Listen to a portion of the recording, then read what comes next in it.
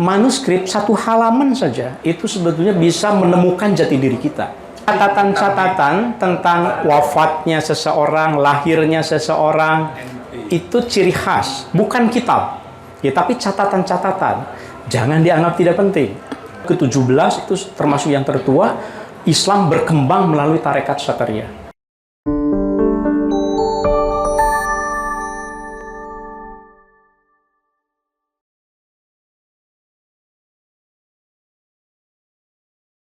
Bismillahirrahmanirrahim. Assalamualaikum warahmatullahi wabarakatuh. Sampurasun sobat ngariksa. Bismillahirrahmanirrahim. Alhamdulillahirabbil alamin wassalatu wassalamu ala sayyidina Muhammadin wa ala alihi wa ashabi ajmain.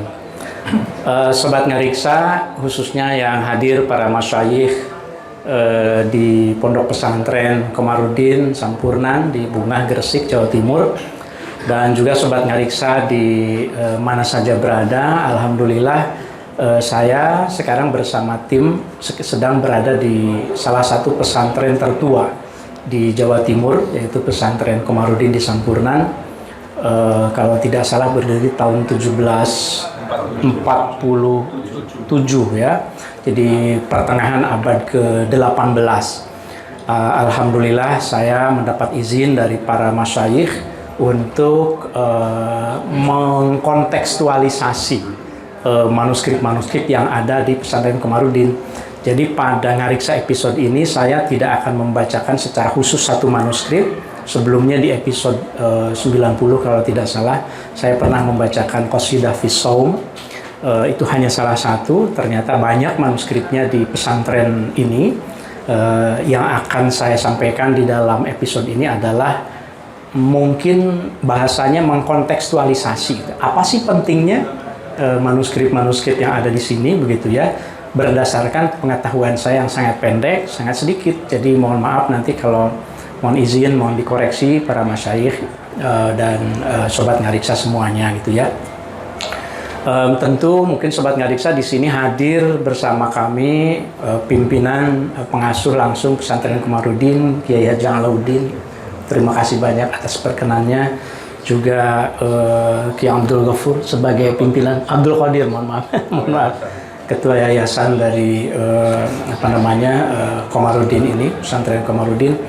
Juga ada Pak Kiai Nawawi sebagai pembina, beliau lengkap, bahkan rektor dari Universitas Komarudin, Prof. Suhadi, dan juga Kiai Mudhafar yang sudah sangat terkenal di videonya karena saya menonton videonya ketika tim Dreamsi ke sini, dan para masyayikh semuanya yang mohon maaf tidak bisa saya sapa satu persatu. Sebelum saya masuk ke apa yang saya tayangkan, tadi kita sudah membaca satu teks yang lain, yaitu Qasidah Lis-Sibyan karangan Mbah Soleh Sani gitu. Itu mengingatkan saya pada hafalan saya juga ketika kecil. Memang saya tumbuh di Kuningan dalam tradisi bukan pesantren, tetapi ayah saya itu sangat konservatif memasukkan anak-anaknya ke pesantren.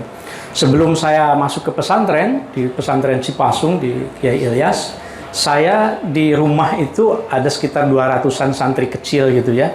Itu hafalannya itu ya sifat wujud kidam bako kami menyebutnya itu. Gitu. Iya, tapi tidak pakai kitab, hanya hafalan, memori ingatan. Kalau di Sunda itu istilahnya itu ya dilagukan gitu ya, pupujian. Pupujian. Oh, di sini pujian ya? Pujian. Oh, sama berarti ya.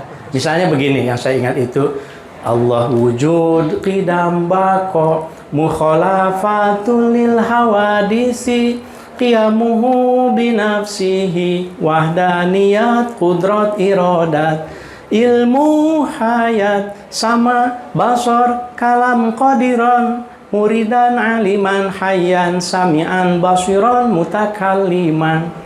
Itu kan sifat 20. Nanti tentu yang mustahilnya Adam, wujud kidam Adam, hudus, fana, dan seterusnya gitu ya. Nah, yang ingin saya katakan adalah bahwa yang kitab yang ditulis oleh Mbah Soleh Sani itu gambaran dari, kami menyebutnya itu kalau di dunia akademik, collective memory. ingatan bersama. Ingatan bersama masyarakat muslim bukan hanya di Indonesia pada dasarnya. Kebetulan dalam perjalanan ngariksa kami itu teks-teks tentang sifat 20 itu selalu kami temukan. Mulai dari yang sangat sederhana tentu saja gitu ya, mungkin Tijan Ad-Darari misalnya, kemudian sampai yang tebalnya Ummul Barohin, bahkan Syarah Ummul Barohin, Syarah Al-Hudhud ala Ummil Barohin, itu manuskripnya banyak sekali, termasuk di Afrika, di mana. Jadi sebetulnya pesantren Komarudin dengan satu teks saja itu adalah the integral part of the Muslim world gitu. Bagian integral itu kan bagian penting dari dunia muslim keseluruhan. Jadi tugas kita ini untuk mengatakannya kepada orang lain. Nah, kira-kira 3 minggu yang lalu saya itu presentasi dalam sebuah workshop internasional di Yerusalem University, tetapi Zoom. Yang dibahas itu tentang interlinear translation sebetulnya. Jadi terjemah antar baris. Ada teks Arab, lalu ada terjemah gandul ya kalau di sini barangkali ya. Kalau makna gandul, kalau di Sunda saya nyebutnya ngalogat dulu ketika ini di pesantren itu menjadi kajian internasional. Jadi para sarjana dari seluruh dunia, mewakili ada Eropa, ada Amerika, ada dari Swahili juga, mempresentasikan bahwa penerjemahan teks Arab dengan bahasa lokal, dengan aksara kita itu pegon gitu ya, itu fenomena yang amat sangat lazim di dunia Islam. Di Turki dengan Turkinya disebutnya itu aksara Ajami begitu. Kemudian di kita kan Jawi dan pegon gitu ya. Dan teks-teksnya itu sebetulnya bagi saya sih tidak asing, karena ada Maulid Barjanji, ada teks seperti Sanusiah gitu ya. Nah, oleh karenanya kita coba mengkontekstualisasi ini dalam waktu mungkin 25-30 menit ini, kira-kira signifikansi dan pentingnya koleksi PP Komarudin ini seperti apa. Pertama, ini peta dari mungkin Sobat Ngariksa yang ingin mengetahui di mana sih letak signifikannya koleksi di Jawa Timur, koleksi manuskrip.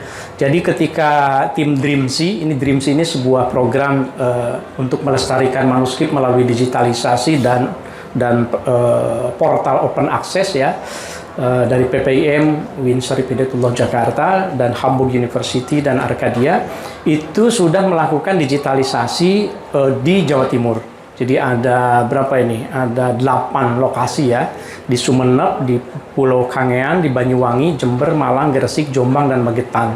Ini semuanya kita digitalisasi, kemudian kita buka open access gitu untuk publik.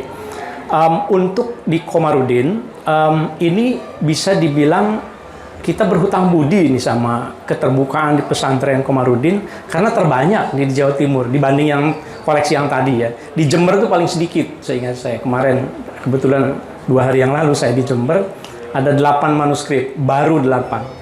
Tapi yang namanya kalau sudah diketahui 1, 2, 3, biasanya besok itu di saya juga ada gitu. Jadi yang penting itu adalah bagi pemilik manuskrip ya, kalau yang saya baca, ini mau ngapain ini? Digitalisasi ini apa tujuannya? Ya? Kalau tujuannya misalnya mengkapitalisasi, kemudian apalagi mengambil manuskripnya, ya mohon maaf, pintunya akan tertutup gitu. Tapi kalau niat sama-sama itu adalah untuk lil hifz tadi itu, ngariksa, untuk menjaga, ya ini punya kita kok, pengetahuan kita. Tadi kami berbicara ketika meresmikan ini, saya menghadiri peresmian galeri ya. Jadi Sobat Ngariksa, ini juga perlu tahu bahwa tadi pagi di pesantren Komarudin di Sampurnan ini sudah diresmikan galeri. Galeri, saya nggak tahu namanya apa ya? Galeri manuskrip. Oh, mungkin galeri Mbah Soleh Sani misalnya, atau gimana gitu. Jadi harus ada namanya seperti iya itu juga menarik juga. Galeri Sampurnan saya kira menarik juga ya. Harus ada namanya. Karena kalau manuskrip itu umum gitu ya. Supaya kalau kayak Win kan ada Wali Songonya, mungkin Win Syarif Hidayatullah atau Win. Kalau Semarang kan Wali Songo semua ya, Win Wali Songo gitu ya. Nah, di sini barangkali Galeri Sampurnan. Nah, itu mungkin akan dirujuk nanti. Jadi nanti Sobat Ngariksa bisa silaturahim ke sini, melihat bagaimana lembaga pendidikan Islam tradisional yang beradaptasi dengan modernitas itu ternyata masih menyimpan manuskrip yang oleh Dreams itu baru 79 dan masih banyak lagi ya. Nanti Sobat Ngarisa kalau yang berkunjung ini di hadapan saya mungkin nggak kelihatan ya, nanti bisa ditampilkan di foto-foto. Tadi saya diizinkan untuk membuka lemari yang di depan saya. Ini lemarinya lemari tua, saya nggak tahu berapa. Oh itu oh ternyata ini. Oh iya di sini ya. Jadi saya tercengang tadi melihat koleksinya itu yang masih diikat begitu. Jadi nanti mungkin kita adakan unboxing lemari di pesantren Sampurnan ini gitu. Kita coba lihat di sini salah satu manuskripnya. Sohibu hadzal kitab Al-Qomaruddin. Sohibu hadzal kitab Al-Qomaruddin. Jadi Sobat Ngariksa tidak perlu kaget kalau secara nahwiyah mungkin ya tentu harus ditahqiq kan, namanya ditahqiq kan. Syartul mudhaf ayyakuna khalian 'an ta'rif wa tanwin kan ya. Kalau mudhaf tidak boleh ada alif lamnya kan. Berarti nanti ditahqiq itu oleh santri di sini. Sohibu hadzal kitab mungkin Qomaruddin bukan Al-Qomaruddin. Tetapi itulah manuskrip. Angalap dedalan Satariyah saking karang ing Saparwadi aran padukuhan pamijahan Tasikmalaya. Ini sama persis dengan manuskrip Pegon yang ada di British Library yang saya jumpai, yang silsilahnya itu di bawahnya itu silsilah dari Kanjeng Ratu Kadospaten ing Palenggah ing Yogyakarta Adiningrat. Jadi ada satu manuskrip, sayangnya saya tidak sempat menampilkan di sini, tersimpan di British Library. Itu silsilah Satariyah dari nenek buyutnya Pangeran Diponegoro, Kanjeng Ratu Kadipaten, Kanjeng Ratu Kadipaten, yang punya 4 mursyid gitu, 4 mursyid, 1, 2, 3, 4 di kiri kanannya itu, yang semuanya itu murid-murid dari Syekh Abdul Muhyi Pamijahan. Persis kalimatnya itu juga saking karang ing Saparwadi, bahasanya sedikit mungkin abbreviated, tapi karang itu memang karang Sapawardi yang dimaksud itu memang di Pamijahan Tasikmalaya gitu ya. Serta den gawe khalifah oleh izin amurkaken dedalan Satari. Ya saya tentu karena orang Sunda mungkin agak beda bacanya gitu ya. Tapi persis nama-nama ini sama. Bagus Muhammad Muhyiddin, Putra Dalem Bojong, Kiye Bagus Komo dan seterusnya. Jadi yang ingin saya katakan adalah bahwa manuskrip 1 halaman saja itu sebetulnya bisa menemukan jati diri kita. Nah, jadi kalau sekarang Menteri Kebudayaan katanya ingin melakukan reinventing Indonesian identity katanya kan. Kementerian Kebudayaan lahir sekarang setelah 79 tahun Indonesia merdeka, kita baru kali ini punya Kementerian Kebudayaan. Dan salah satu visi Pak Menteri itu adalah kita ingin menemukan kembali Indonesia. Saya nulis di di media, di salah satu media nasional kemarin, bagaimana caranya. Gitu. Nah, salah satu kontribusi dari bidang saya waktu itu, lihat manuskrip. Akan kelihatan identitas kita. Misalnya Qomaruddin, pesantren Qomaruddin. Mungkin selama ini sudah tahu juga sih, bahwa kita mungkin ada kaitan dengan tarekat Satariyah, dan kan memang kita juga mengamalkan di sini gitu ya. Tapi bukti-bukti artefak yang kuatnya itu mungkin sekarang ini yang harus dideklar gitu ya ke dunia akademik dan ke yang lain, bahwa kita adalah bagian dari jaringan keilmuan yang abad ke-17 itu termasuk yang tertua. Islam berkembang melalui tarekat Satariyah.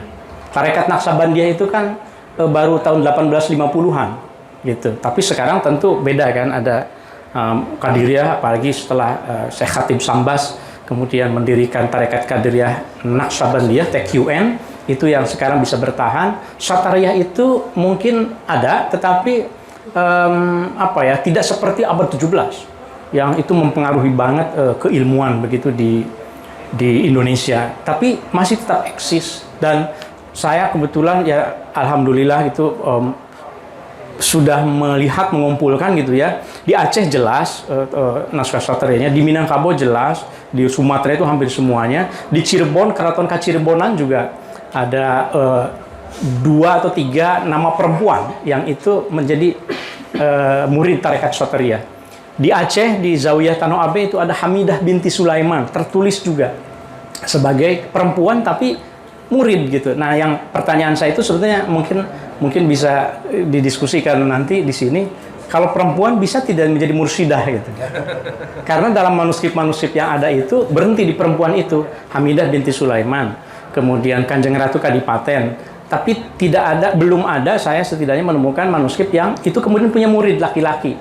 Padahal kalau dalam tradisi tarekat secara umumnya di dunia muslim itu biasa perempuan punya murid itu.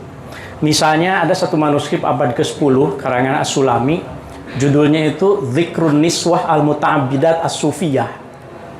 Kita kalau ditanya perempuan sufi itu siapa, biasanya jawabannya itu Rabi'ah Adawiyah. Pertanyaannya siapa selain itu? Hampir susah menjawabnya.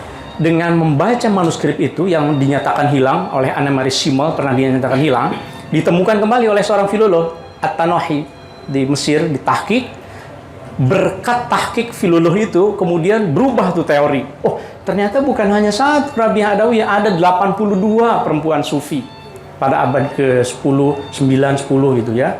Nah, salah satunya itu guru Dhunnun al-Misri. Dhunnun al-Misri itu sufi besar, tapi yang dikenal itu Dhunnun al-Misri. Gurunya itu padahal seorang perempuan. Dhunnun al-Misri memanggil gurunya itu huwa ustadi, wahia ustadi, maaf.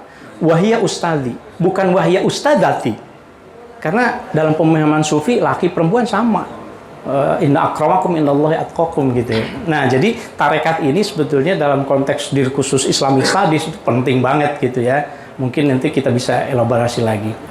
Nah, lalu yang berikutnya juga ternyata salah satu kekhasan di sini di koleksi pesantren Komarudin ini Sobat Nyariksa adalah, saya lupa kemarin istilah Mas Alam itu apa, catatan-catatan. Apa? Penget ya. Jadi painget itu bahasa Jawa ya.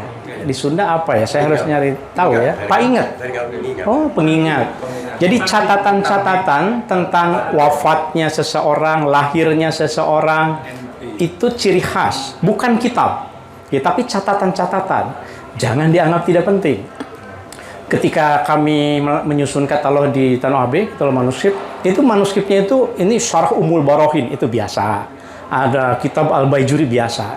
Begitu lihat catatannya ada waqad tuwfiya Syekhuna Abdurrahman misalnya, telah wafat seseorang. Nah, itu catatan itu yang penting. Karena kalau kitab-kitab bisa ditemukan di mana saja, catatan seperti ini hanya ada di situ. Jadi yang seperti ini painget tadi itu bisa jadi satu artikel tersendiri di jurnal internasional. Silakan para dosen. Iya, korpusnya tinggal dikumpulkan 10 misalnya painget. Di sini kan wafatnya. Mundur itu wafat ya. Wafatnya Kiai Khatib Kamarudin tanggal sekian, Kamis 27 jadi awal misalnya. 1195 Hijriah berarti tambah 600 abad 18. Ya, abad 18 berarti. Siap? Kiai Khatib Kamarudin. Di sini ya. Kiai Khatib Kamarudin mundure wafatnya maksudnya. Iya, justru itu PR kita. Ini siapa beliau ini? Kiai Khatib Komarudin. Yang di sini kan tertulis jelas nih. Kiai Khatib Komarudin, mundure gitu ya. Tahunnya Jumadil Awal di sini dan seterusnya. Nah, ini misteri-misteri Sobat Ngariksa saya kira yang harus kita pecahkan gitu ya. Lalu ada lagi saya nggak tahu, ini kan masih pertanyaan nih, karena kami tidak tahu kan apakah Kamarudin ini, Syekh Kamarudin atau pesantren Kamarudin maksudnya terkait juga dengan tarekat Rifaiyah misalnya gitu ya. Itu satu pertanyaan. Yang jelas ketika saya terima kasih Pak Isa kemarin mengirimkan ke saya contoh manuskrip koleksi di sini, membaca kolofon itu, wah itu saya bilang ini satu teksnya bisa ditulis dan dikontekstualisasi karena ini namanya Sobat Ngariksa bisa baca di sini, nanti tentu akan kelihatan. Ini kolofon. Kolofon itu biasanya bentuk teks yang seperti piramida terbalik, ya kan? Jadi piramida terbalik gitu, panjang kemudian itu umum, namanya kolofon. Ini harus cermat kalau melihat kolofon, biasanya informasi yang penting. Misalnya di sini, wa ba'du waqad akhadha at-tariq lailatal jum'ah misalnya, berarti sudah mengambil tarekat gitu maksudnya mungkin ya. Lailatul Jum'ah pada hari Jumat fi Sya'ban dan seterusnya. Di sini ada juga nama orangnya. Ila Syekh Al-Alim Al-Fadil Haj Muhammad Murtada. Nah, kajen ya tadi dia, kajen gitu ya. Ada nama seorang tokoh Haji Muhammad Murtada Kajen bin Syekh Al-Warai dan seterusnya. Tentu kita tidak bermaksud dalam waktu singkat ini untuk meneliti semuanya, tapi per nama bayangkan disertasinya Prof. Azumardi Azra almarhum, jaringan ulama. Beliau ya dalam versi Inggrisnya The Origins of Islamic Reformism ya. Buku itu menjadi buku babon sampai beliau wafat sekarang. Jaringan ulama. Itu dasarnya adalah 28 manuskrip yang beliau kaji. Lalu beliau fokus pada pertama silsilahnya, siapa sih ini guru-gurunya. Lalu yang kedua pada ajarannya. Ini bisa dilakukan. Ini nama-namanya udah jelas nih, ada nama-nama. Tinggal di ini, oh ini tuh lahirnya tahun sekian. Yang disebut Ar-Rifainya nih, Ar-Rifai yang mana? Apakah Kiai Rifai Kalisalak atau Rifai yang tarekat Rifaiyah yang terkait dengan debus di Banten misalnya, atau yang terkait dengan Rifai yang mana begitu ya, karena di dunia internasional juga di Afrika juga banyak gitu ya.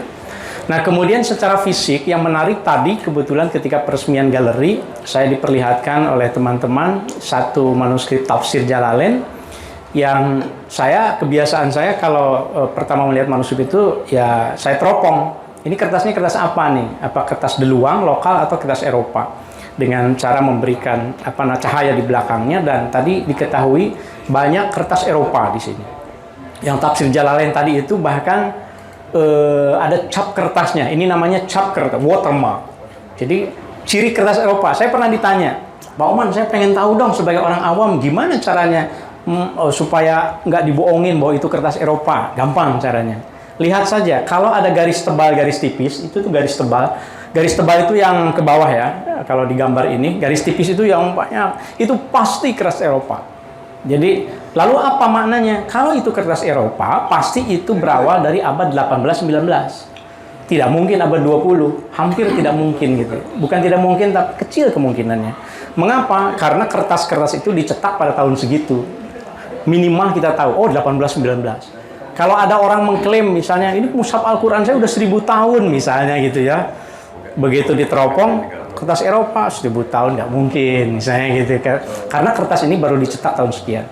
Nah apalagi kalau ada watermarknya, ini watermarknya singa, gambar singa memegang pedang, lalu di sekelilingnya ada tulisan Pro Patria ya, ini ya, kalau nggak ini agak kebalik, jadi ya saya kira Pro Patria itu tinggal nanti bisa ketahuan ini tahun berapa. Apalagi ada countermark itu yang tulisan ini, ada AHK, ada Fiji. Itu sama seperti uang, kalau diteropong, oh gambarnya Sudirman, nah itu pasti tahun berapa ketahuan. Kira-kira seperti itu logikanya.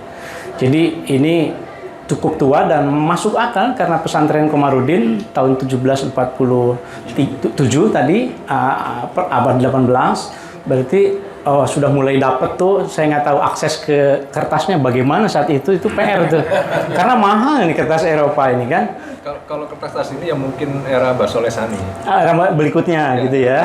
Sudah punya banyak uang itu maksudnya atau gimana? Iya, iya. Yang Rifai tadi kakak iparnya Basoleh Sani. Oh, kakak ipar dari Basoleh Sani. Alhamdulillah. Nah, jadi memang perlu kita kontekstualisasi informasi-informasi itu. Jadi ini saya hanya memberikan konteks, bukan sok tahu ini isinya, ini Sobat Ngariksa. Jadi ini karena untuk Sobat Ngariksa. Jadi sebetulnya salah satu hal yang positif di pesantren Komarudin itu adalah pimpinan yayasan, kemudian Pak Kiai pimpinan pesantren dan semua gurunya itu sudah ada kesadaran untuk ini memang harus dijaga. Sudah sepakat. Tidak ada lagi dispute gitu bahwa ini nggak usah, ini jadi pusaka aja. Ini bungkus pakai kain putih, kemudian nanti dimandikan misalnya setiap bulan Mulud misalnya. Ada kan yang begitu gitu. Itu pusaka. Nah, kok pesantren Komarudin ini sudah sepakat, mari kita ubah benda pusaka ini menjadi bahan pustaka. Hanya ditambahkan huruf T saja. Pusaka menjadi pustaka. Kalau sudah pustaka, jadi begini bacaannya. Nah, saya dari luar begitu istilahnya memberikan konteks begitu ya. Insya Allah nanti ke depan akan kita ini juga. Kalau ini apa tadi? Kisah Kiai Kanugrahan. Oh, seorang yang berasal dari Bonang, dari Sampurna ya. Kemudian ini juga sama, historiografi lokal, jadi penulisan teks lokal. Tapi tadi saya sampaikan bahwa teks-teks ini membutuhkan restorasi. Jadi ini teman-teman nih Sobat Ngariksa, Kang Aditya Gunawan yang dari Perpustakaan Nasional nih saya colek nih sekarang nih, nanti nonton pasti ya. Pimpinan di Perpustakaan Nasional, bantulah Pesantren Komarudin dalam merestorasi manuskripnya. Saya lihat langsung tadi bahwa manuskrip-manuskripnya itu sudah banyak bolong-bolong, jadi itu perlu restorasi dan itu perlu kertas wasi, kertas Jepang secara khusus ya saya kira. Beberapa manuskripnya itu sangat penting sekali menunjukkan keberadaan dari para kiai di sini gitu ya. Nah ini yang tadi itu catatan pengingat ya, catatan-catatan faktual, catatan pembangunan masjid, catatan pernikahan, catatan kematian. Itu ada di sini dan ini agak kontemporer berarti ya, 1941 sampai 1947. Saya ingat di Kalimantan Tengah ini Pak Fakhrudin Mangkunegaran waktu itu kirim ke saya, Kang Oman kita ini saya ada catatan isinya itu menjelaskan bahwa jam besar yang ada di rumah kami itu datang pada tanggal sekian, dikirim dari mana gitu, zaman kakek saya. Pertanyaannya ini catatan seperti ini penting nggak apa saya buang aja katanya. Jangan, saya bilang. Catatan kapan beli jam lalu datang, jamnya jam gede gitu, sudah hampir 100 tahun barangkali. Itu nggak boleh dihilangkan saya bilang. Nah, ini pengingat rupanya gitu ya. Di sini juga banyak. Ini juga catatan kelahiran dari Kiai Abdurrahman 1282 Hijriah. Berarti kan tinggal tambah kira-kira 600-an dikit gitu, berarti kan 1800-an, berarti kan abad 19 gitu. Jangan sampai tahun Hijriah dianggap Masehi. Nah, itu bahaya itu. Ini naskah tertua nih abad ke-13, zaman Majapahit berarti. Waduh gitu. Ternyata itu Hijriah. Hanya karena ada M-nya. M itu kan tamat gitu kan. Tapi kan ingat kan waktu itu ada naskah Pegon. Saya kemarin coba search lagi di Google, itu masih ada informasinya. Naskah Pegon tertua zaman Gajah Mada. Tulisannya itu tahun 13 sekian M. Dianggap Masehi, abad 14. Pegon itu naskah tertuanya itu abad 17. 16 berapa ya? 40 apa 60-an gitu. Naskahnya ada di Inggris, di British Library. Jadi Pegon tertua itu pertengahan abad 17. Jadi kalau abad 14 ya masih aksara Palawa gitu, Jawa kuno, Sansekerta belum ada gitu ya. Belum ada. Apalagi kalau Gajah Madanya ternyata namanya Gajah Mada. Wah, itu harus dilihat dulu. Ada nggak manuskripnya gitu? Gajah Ahmad gitu. Gitu ya. Nah, lalu yang menarik juga ini pernah saya singgung ketika ngariksa saya kira ya, ini tentang rute haji dari Bungah ke Mekah. Jadi catatan haji seperti ini ketika kami membantu menyusun buku Ongri Sambetloa, Pak Henry mudah-mudahan nonton nanti, seorang filoloh dari Perancis. Beliau menyusun buku Haji di Masa Silam, naik haji di masa silam, 3 jilid. Beliau kumpulkan catatan-catatan orang naik haji dari mulai Hikayat Hang Tuah abad ke-15 sampai abad ke-20 bahkan 21. Nah, catatan seperti ini belum ada waktu itu. Saya baru waktu itu menyampaikan catatan dari Mindanao, dari Filipina Selatan itu ada 1 halaman seperti ini sama, judulnya itu Al-Kisah Tatkala Muhammad Said berlayar dari Hudaidah ke Mekah gitu. Ternyata kemudian dia ceritakan bahwa di tengah jalan itu diserang badai, kapalnya pecah gitu. Lalu dia berdoa, bernazar, ya Allah, kalau seandainya saya bisa selamat sampai ke Mekah, saya akan melakukan ini. Gitu. Dan manuskripnya ada, berarti dia selamat kan? Kalau nggak ada kan wafat kan? Manuskripnya saya temukan. Cuma di sampingnya yang menarik itu ada dihapus ini, ada nazarnya apa, itu dihapus. Mungkin nggak pengen ketahuan kali ya. Cara ngapusnya karena belum ada Tipex, dihapus dengan tinta hitam digini-giniin. Saya berupa ini apa itu. Ternyata ada salah satu yang kebaca sama saya bahwa dia akan ketika dia kembali ke kampung halamannya di Mindanao, dia akan datang ke masjid, dia akan cium kaki dari pamannya dan akan beribadah di masjid dan seterusnya lah, kira-kira gitu. Mudah-mudahan sudah dilakukan, kalau nggak akan berdosa kan gitu.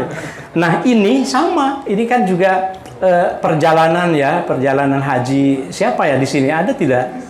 Mungkin harus dilihat ini haji tahun sekian begitu ya.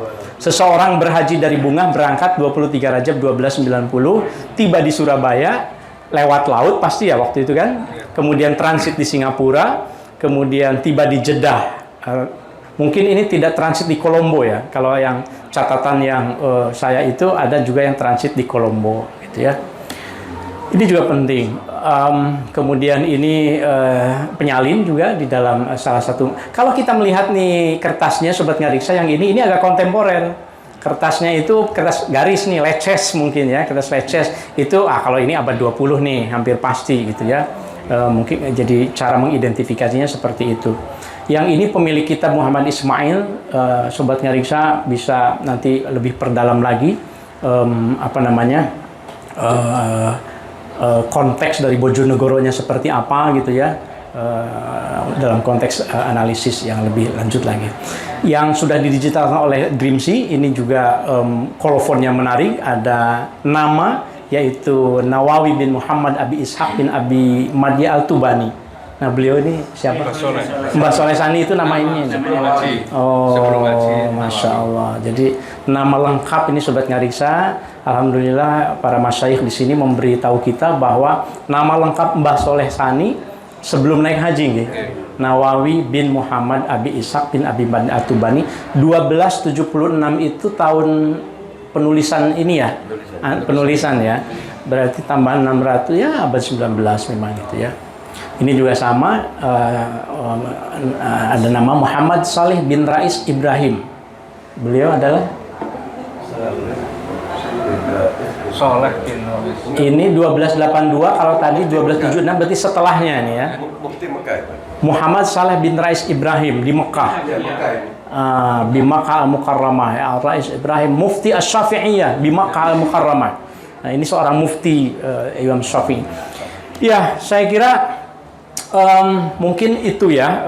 Ini saya menginformasikan lagi bahwa Sobat Ngariksa, saya sudah memberi contoh kepada kaum milenial bahwa mari kita manfaatkan media sosial untuk kalau istilah di pesantren itu al-muhafadzah 'alal qadimi sholih wal akhdhu bil jadidil aslah gitu. Jadi dulu ngaji itu hanya ngaji saja sorogan bandongan. Sekarang mari kita jaga soal ngaji kitabnya itu, tetapi dengan cara yang mungkin kekinian, dengan metode kekinian. Ini Ngariksa ini sudah saya ampuh sejak 2019 kebetulan. Jadi hampir 6 tahun, setiap 2 Jumat saya hadir. Tadi kemarin ya, ini hari Jumat, ini Sabtu ya. Sabtu. Nah kemarin itu episode yang kami luncurkan itu judulnya cukup bombastis. Judulnya itu apa kemarin tuh? Resep suami perkasa. Itu dia. Jadi saya seperti ini di Sulawesi Selatan, kemudian boleh saya lihat manuskripnya. Saya dikasih di rumah kecil di Pak Muqaddim, saya diperlihatkan hampir sebesar ini bahasa Arab. Begitu saya baca halaman depannya itu dikasih wanti-wanti juga. Pertamanya itu ayuhas sakin fi hadzal makan, kata-kata penulisnya, wahai para penulis para orang-orang yang tinggal di sini, idhabu keluar, maksudnya jangan semua orang baca nih, wa illa tamutu. Saya jadi takut kan, kalau kamu nggak keluar mati ini. Saya izin dulu ke para masyayikhnya, ini boleh diteruskan, lanjut kan gitu. Begitu dilanjutkan ternyata itu bacaan doa kalau para suami ingin perkasa gitu, baca ini katanya, ada bacaannya. Tapi karena bahasa Arab jadi nggak semua paham kan. Ini kan bacakan 3 kali ke air begini-begini, maka katanya la yakhrujul maniyu illa biidni azwaj ad-dakhil katanya gitu. Kecuali kalau si suami udah menghendaki, oke, sekarang kalau keluar. Tapi kalau belum mau sampai subuh ya kuat katanya gitu. Itu ada yang begitu-begitu. Saya nggak tahu di Sampurnan ada atau tidak gitu. Karena saya baru menemukan qasidah fi saum saja. Belum ketemu ya gitu. Dan untuk yang kasidah ini luar biasa karena ini Bahar Rojaz ya yang tadi kita bersama-sama rupanya juga kasidah Hizibyan juga Bahar Rojaz sama seperti Alfiya Ibnu Malik itu sama seperti Nazmul Maqsud ya saya kira kalau di pesantren kita umum. Ini salah satunya yang dan menariknya untuk kasidah ini kasidah fi saum ya bukan kasidah tu saum. Mungkin saya salah ketik waktu itu. Ada 2 versi di sini. Yang menarik itu ada sedikit perbedaan di bagian akhirnya, kemudian cara penulisan juga gitu ya. Ini adalah variasi ada di sini. Mungkin kalau di sini dilihat ini ada terjemah gantungnya juga di bawah begitu ya. Kalau yang di bawah ini ada penjelasannya ini yang versi yang ini. Cuma saya belum tahu siapa yang menyalin ini, siapa yang menyalin ini. Sudah ada informasi. Oke. Yang kanan. Atau keduanya, kok tulisannya beda. Yang kanan tuh lebih khot naskhinya lebih rapih ya. Alhamdulillah ya alal in'ami tsumma sholatullahi ma salami ala nabiyil mustafa tihami wa alihi wa sahbihil kirami. Waktu itu saya karena belum kesini, saya belum sempat diskusi. Aduh, ittiham nih apa ini? Ala Nabil Mustafa Ittihami. Saya nanya ke Gus Wasil ya, kalau nggak salah. Atau ke saya? Ittiham, ternyata kemudian kita dapat penjelasan bahwa itu memang ini ke Kanjeng Rasul ya, Ittiham gitu ya. Kang bangsa Tihami karena berasal dari situ gitu ya. Ini luar biasa tentang puasa. Kita bisa temukan di Kasyifatus saja, di Safinah, di kitab Baijuri. Tapi untuk yang bentuk nazom tidak mudah loh. Menyusun bahar itu tidak mudah saya kira.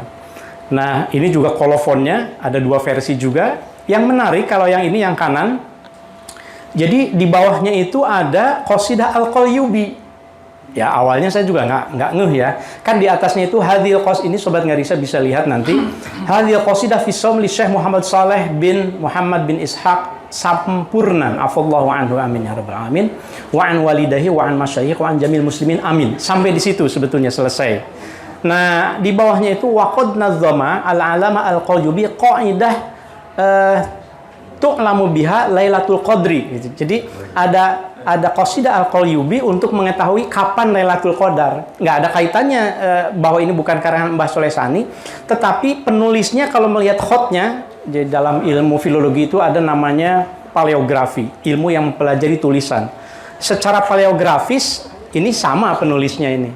Berarti memang sengaja penulis ini Mbah Abdul Rahman ya, memang ingin memberitahu tentang Lailatul Qadar itu kapan sih sebetulnya ketika membahas puasa. Nah, di sini ada sama baharnya sama juga kan, dinadomkan. Cuma setelah saya komparasi, saya yang tidak cantumkan, saya menemukan juga waktu itu kan ini apa sih Qasidah Al-Qalyubi? Ternyata manuskripnya ada di Aceh juga nih di Museum Pedir. Saya bandingkan, oh ternyata ada di dalam lampiran kitab I'anatul Thalibin, nemu tuh Qasidah Al-Qalyubi. Jadi ini tradisi yang menurut saya luar biasa ini. Ya, saya nggak tahu kalau dibaca sekarang itu kan ya sa'ili an lailatil qadri lati fi isri ramadhana akhiri halati fa inna fi mufradatil asri tu'rafu min yaumi ibtida'i syahri. Jadi kalau pengen tahu kapan Lailatul Qadar itu katanya diketahui kapan awalnya itu. Fabil ahadi wal arbi'a itasi'an dan seterusnya gitu ya. Nah, kalau kolofon yang satunya lagi singkat sekali. Wallahu alam bisawab tamat al-kitab. Nah, ini juga waktu itu saya nggak tahu wal qirah bi madrasah as-sa'adah. Itu di mana? Di sini berarti ada ini. Madrasah. Yang mana? Berarti pas tahun 32. Yang tadi saya sudah ke sana belum? Madrasah Sa'adah. Oh, yang lagi dibangun tadi? Iya. Semua madrasah kita namanya Namanya Sa'adah. Tanda formalnya. Nah, berarti kan Berdiri tahun 32. 1932. Nah, saya ingin mengatakan begini. Kalau nama itu disebut, maka kita bisa mengklaim nanti kalau ada yang nulis artikel ya, bahwa skriptorium naskah atau manuskrip Islam di Sampurnan itu di Madrasah As-Sa'adah. Jadi skriptorium namanya. Skriptorium itu tempat menulis skrip ya.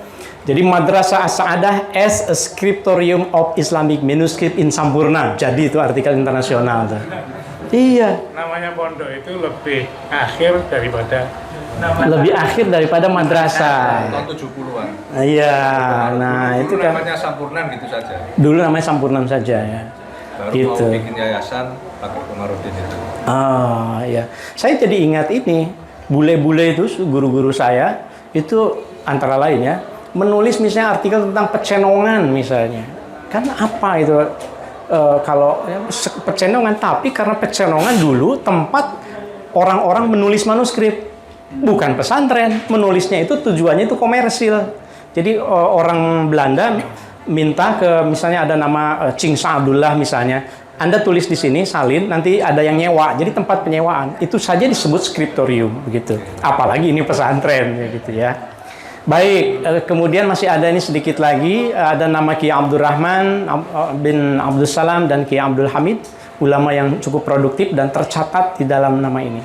Wah, saya kira ya pokoknya lebih dari tesis, disertasi gitu, dan topiknya akan banyak ya saya kira. Mohon izin nanti tadi saya sudah sampaikan, jadi Sobat Ngariksa nanti kita akan coba tulis beberapa tulisan, mungkin di majalah Komarudin juga ya.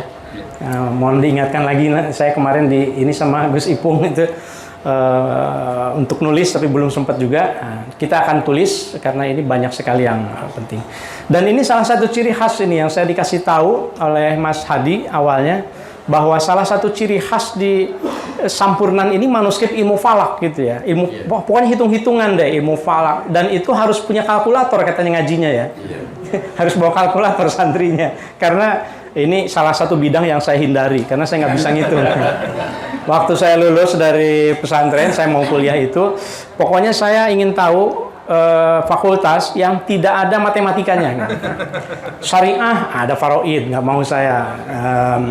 Rubu, nisb, segala itu, aduh saya nggak bisa. Akhirnya saya masuk ke jurusan bahasa dan sastra Arab ini.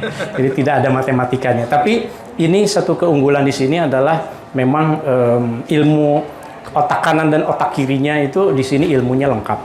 Saya kira itu Sobat Ngariksa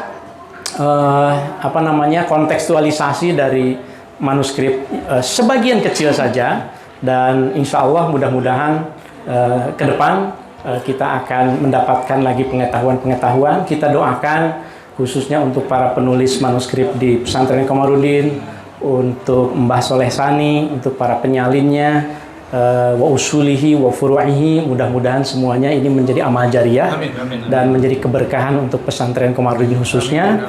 Dan mohon izin kami juga ingin ngalap berkahnya, doa untuk santri-santri kami, mohon doakan juga di pesantren Al-Hamidiyah di Depok, karena pesantren Al-Hamidiyah ini didirikan oleh Kiai dari Ampel juga, Kiai Haji Ahmad Syayakhu. Kebetulan saya sekarang diminta mengasuh di pesantren Al-Hamidiyah. Insya Allah nanti juga menyimak, jadi selalu kami sebarkan. Kami akan jadikan contoh bahwa karangan-karangan ulama Nusantara, ulama lokal kita itu sangat patut dijadikan sebagai kurikulum pesantren. Mudah-mudahan demikian. Nah Sobat Ngariksa, kita sampai pada akhir, dan mari kita sampaikan slogan Ngariksa kita. Jadi begini Sobat Ngariksa, mungkin para masyayikh mohon izin, Ngariksa itu ingin mengajak orang untuk kita maju ke depan, tetapi dengan cara merawat masa silam. Mungkin kalau kita pinjam dari surat Al-Hasr itu ya, ya ayyuhalladzina amanu taqullah faltanzur nafsum ma qaddamat lighad gitu. Nah, jadi Ngariksa punya slogan. Nanti saya akan ucapkan slogannya dan mohon diamini dengan cara salam Ngariksa. Mungkin begitu saja. Terima kasih Sobat Ngariksa. Mari kita terus kaji manuskrip-manuskrip Nusantara kita. Kita jadikan sebagai yang pusaka menjadi pustaka, ya, benda-benda atau bacaan yang klasik menjadi asik. Mari kita selalu menatap masa depan dengan cara merawat masa silam. Salam Ngariksa. Hatur nuhun. Terima kasih. Assalamualaikum warahmatullahi wabarakatuh.